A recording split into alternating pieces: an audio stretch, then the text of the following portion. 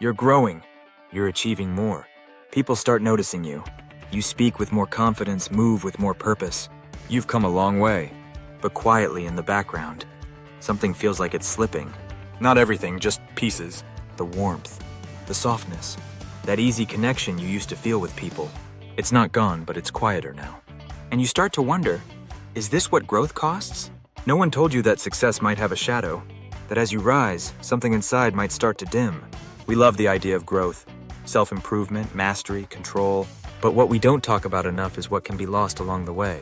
Because growth, when it's only measured by productivity, by status, by visible results, often comes at a hidden price. One that's paid in emotion, in empathy, in the simple things that made you human to begin with. As you become more efficient, you might also become more detached. You plan more but play less. You optimize everything, except time for being still. Your days become calendars, your conversations become goals, and the people around you sometimes feel like steps in a strategy. You used to feel everything. Now you measure everything. There's a shift that happens when you start gaining power, even in small doses. When people start listening more closely, when your opinions carry weight, when you feel that control. And it's seductive, because it makes life feel safer, less uncertain. But that safety comes with walls. The more power you hold, the harder it becomes to stay vulnerable, to admit doubt, to say, I don't know. So instead, you play the part. You lead, you project confidence, and slowly, your softness gets covered in armor. And without even realizing it, you stop reaching out. You stop needing others in the way you once did. And when you stop needing, you also stop seeing. Growth can make you forget how to feel what others feel. Not because you don't care, but because distance starts to feel more comfortable than closeness. That's one shadow. There's another one that hides in success. The quiet rise of narcissism. No one wakes up and says, I'm the center of the universe. But when the world starts revolving around your goals, your deadlines, your priorities, it becomes easy to forget that others are living lives just as complex as yours.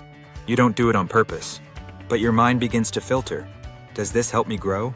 Does this serve my path? And if it doesn't, you tune it out. You start to compare, not just casually, but compulsively. You look at people and measure their worth based on what they've done, what they've built, how much they reflect or threaten your own identity. Growth becomes a scoreboard, and your value starts to depend on being a little better, a little further ahead, a little more together than the person next to you. But where does that leave you? When you chase growth through competition, comparison, and control, you might get stronger, smarter, richer even. But something else starts to fade. You stop laughing at silly things. You stop sitting in silence with a friend without needing to fix something. You stop calling just to say hi. Life becomes an exchange, not an experience. You become a project, and everything around you does too. The spontaneity? Gone. The warmth in your relationships? Thinner. The honesty, even with yourself, harder to reach. Because when you're always climbing, it's hard to remember how to just be. So, how do you keep growing without losing your humanity? It starts with something simple, but not easy. Values, not the ones you put on your vision board. The real ones. The ones you feel in your gut. The ones that stay with you in quiet moments. The ones that still whisper, even when the world's shouting about results. Growth isn't just about getting better, it's about choosing what to get better at. And if you don't consciously include your ethics, your kindness, your inner softness in that equation, they won't survive the climb. What would it look like to set goals that include gentleness? To treat patience like a milestone? To measure progress by how open you can remain in hard conversations? To celebrate a moment of deep listening, the same way you celebrate a win? Because real strength isn't always loud. It's not always sharp or polished. Sometimes, real strength is the courage to pause, to stay soft, to let someone in, even when it feels easier to pull away.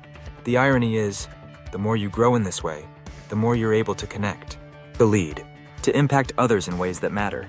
Not because you're above them, but because you're still with them, still human, still willing to feel. Because real growth isn't about becoming untouchable. It's about becoming more alive.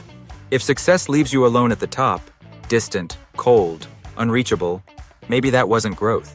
Maybe that was escape. A beautifully constructed form of running away. Away from vulnerability, from messiness, from all the things that make life hard and meaningful. So check in with yourself. Are you climbing towards something true, or just away from what scares you? Because you don't have to choose between evolving and feeling. between rising and remaining kind, between reaching your potential and staying deeply, unmistakably you. And maybe that's the hardest part of growth. Not becoming someone else, but remembering who you were all along.